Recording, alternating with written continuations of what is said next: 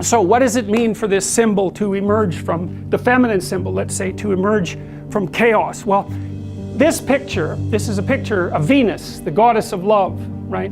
And so I cut this picture out of a larger picture, and it's Venus manifesting herself in a transcendent space, in the sky, in the same way that Christ did in the previous representation. And she has rays coming off her, and there's all these men who are knights kneeling in front of the image. Well, what does that mean?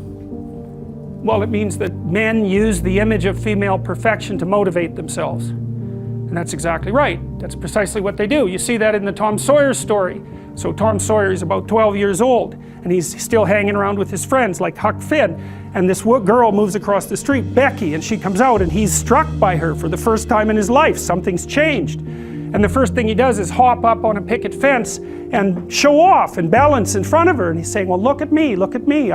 He's like the male bowerbird building something beautiful so the female will approve of it. And it's motivation, you know, and that's something that I think modern women don't really understand about men. They don't understand that, at least to the degree that males are uncorrupted and not bitter because of being rejected, they're doing everything they can to kneel before the eternal image of the feminine and try to make themselves worthy. That's the chivalry story, right? That's what you should encourage in your partner. So out of chaos emerges this first form. It's the feminine form. It's partly the form that represents novelty as such. So, and on one hand it's promise, on the other hand it's threat.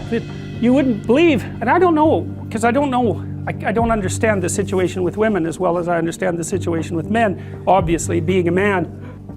But I don't know if women have any idea how paralyzing they are to, especially young men.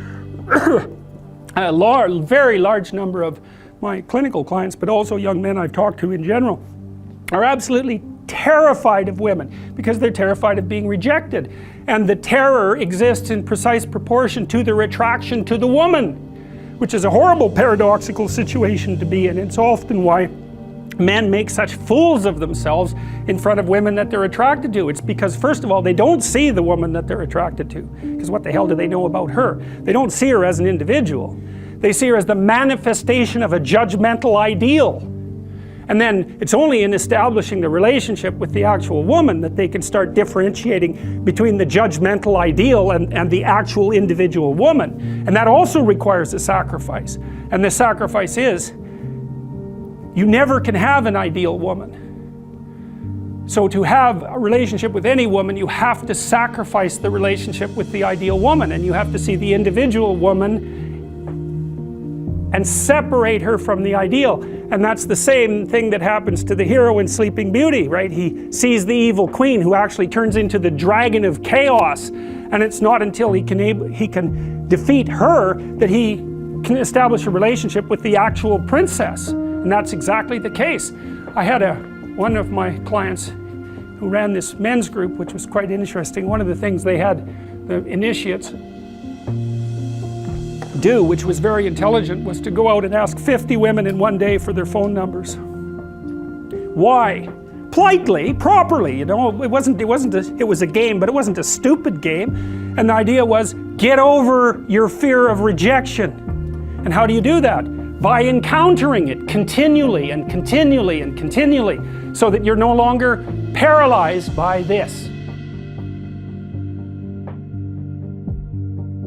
One of the things I like about speed dating, like at least once, is because it gives you a chance to talk to a very large number of women very rapidly. Well, first of all, that's a good way of, it's exposure, right? It's a good way of overcoming that fear of initial contact, but I think it also introduces you in a very blunt way to the diversity of personality, right? Because what you'll find if you go on a speed dating retreat is that there'll be nothing between you and the girl in many cases. There'll be something there sometimes. Sometimes that's okay. You know, you don't have to be attractive to or attracted to everyone. Forcing exposure to that wide variety of experience in a short period of time can be a good way of overcoming your fear.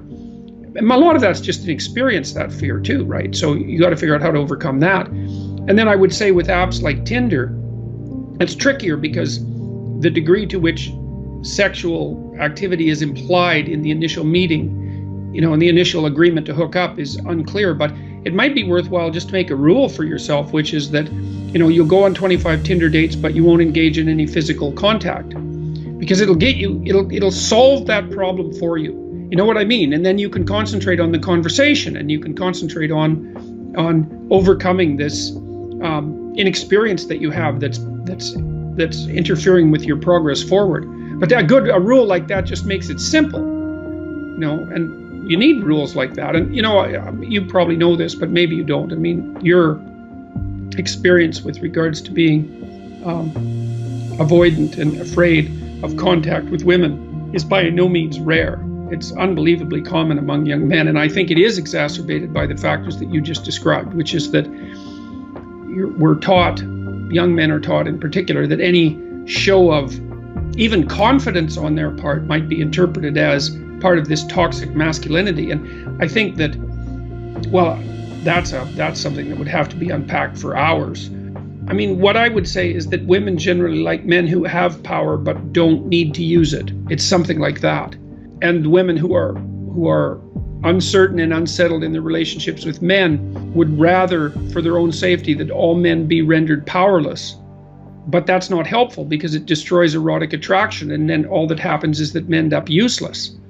So it's not a solution, you know, like to destroy someone's power is no solution to taming them, right? You want someone powerful but civilized, not someone weak, so weak they can't do anything wrong. And I think the message that young men get a lot in our society is, you should be so weak that you can't do anything wrong. And that's a really bad message. It doesn't do anyone any good. And then you think, what role do women play in relationship to men? Well, first, they make them self-conscious. Let's not ever forget about that. Because I would say the primary role that women have in relationship to men is to make them self-conscious. And men don't precisely like that. There's nothing that will make a man more self-conscious than being rejected. And why? Because why is he rejected? Well, obviously, Mother Nature, in the guise of that particular woman, has said, you're not so bad for a friend, but there's no reason that your genetic material should propagate itself into the future.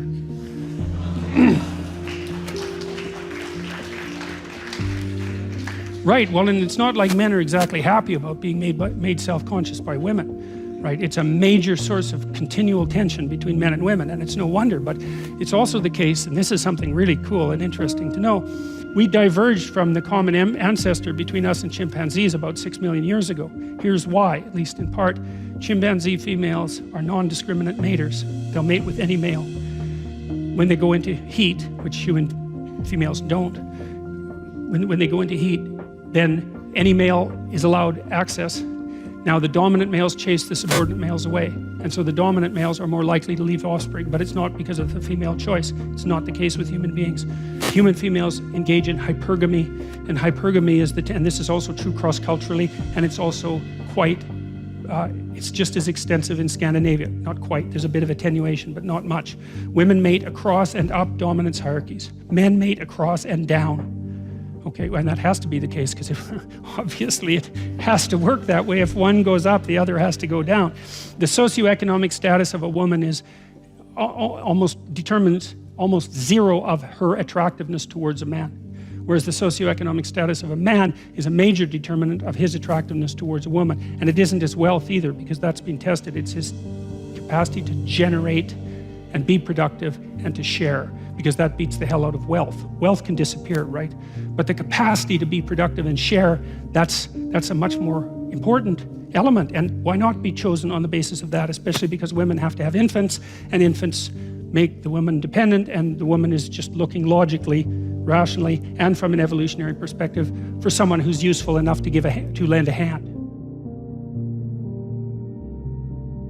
Women make intense demands on men, and it's no wonder. But the thing is that because women engaged in hypergamy, at least in part, we diverged quite rapidly from chimpanzees, because the selection pressure that women placed on men developed the entire species. Now there's two things that happened as far as I could tell. The men competed for competence, let's say. So the male hierarchy is a mechanism that pushes the best men to the top, virtually by definition, and then that's the effect of that is multiplied by the fact that women who are hypergamous peel from the top, and so that the males who are the most competent are much more likely to leave offspring, and that seemed to be what drove our cortical expansion, for example, which happened very, very rapidly over the course of evolutionary time.